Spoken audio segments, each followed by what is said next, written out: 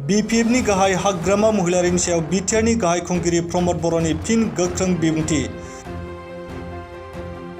बिटिआरनि राजखान्थि फोथाराव दासान्दि दुंहाव थासारिया सोलिबाय थानाय समावनो रमद बर'आ हाग्रामा महिलारिनि सायाव गोख्रों रावजों फिनजाथाय खालामदों। बिटिआरनि गाहाय खुंगिरि रमद बर'आ रोखा बुंदों, हाग्रामा महिलारिनि लाइजामखौ नायनो जोंहा सम गैया। आमी हाग्रामार लेटारটো साबोलै आमार इमान समय नाय। बिथाङा बुंबावदों, थांनाय 17 बोसोराव रायजो राजाफोरखौ थगायनानै हाग्रामाया दानिया बिटिसि एसेम्ब्लियावनो फैनो सम गैया। फारसेथिं हाग्रामा महिलारिनि अजद खालामनाय 600 कौटि रांनि बेले-बेजेआव बिथांजों जुजिनो थाखाय थियारि होननानै रमद बर'आ रोखा बुङो।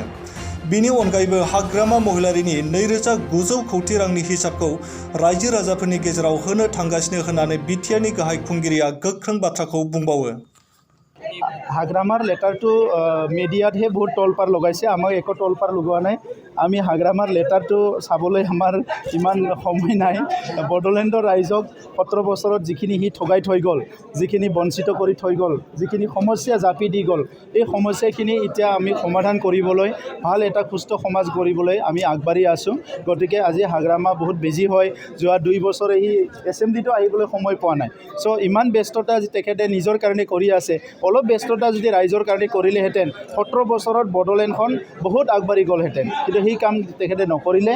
তো সেইকাৰণে আজি আমি দিনে নিশা কাম কৰিব লগা হৈছে আৰু UPPL হিচাপে এইখিনি কাম কৰি যাম। 600 কোটি কৰাপশ্যন তেখেতৰ ওপৰত আমি চেলেঞ্জ কৰিছোঁ, 600 কোটিটো আহি হিচাপ দিয়ক, আমাৰ লগত বহি ভালকৈ কাগজ পত্ৰ লৈ আহি এছেম্বলিত নিজে বহক, হিচাপ দিয়ক, আমাক এইটো আমি ক'বলৈ বিচাৰিছোঁ।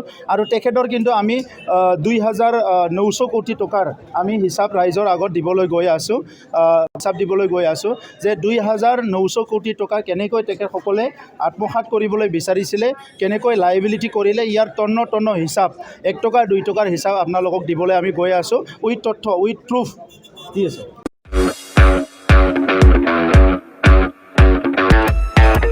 स्कुटि आरो बाइक सालायग्राफोरनि थाखाय मोनसे मोजां फोसावथाय। चिरांनि काजलगावआव पेट्रल पाम्पनि साखाथियाव थानाय MMH अट' हन्डा श'रुमआ नोंथांमोननि थाखाय स्कुटि आरो बाइकखौ खम डाउन पेमेन्टआवनो होनायजों लोगोसे मोजां अफार लानानै फैदों। नोंथांमोना बे श'रुमनिफ्राय स्कुटि आरो बाइकखौ खम डाउन पेमेन्टआवनो मोननायजों लोगोसे बेसेन नाङाजासे गंनै हेलमेट, गांसे ब्लेंकेट, नोगोद 500 रांनि खाबुखौबो मोनफागोन। MMH अट' हन्डा श'रुमनिफ्राय बेफोर खाबुखौ नोंथांमोना 19 नभेम्बरनिफ्राय 30 डिसेम्बरसिम मोननो हागोन। लोगोसेयैनो गोजाम स्कुटि बाइकफोरखौबो बे श'रुमाव सोलाय-सोल' खालामनो हागोन।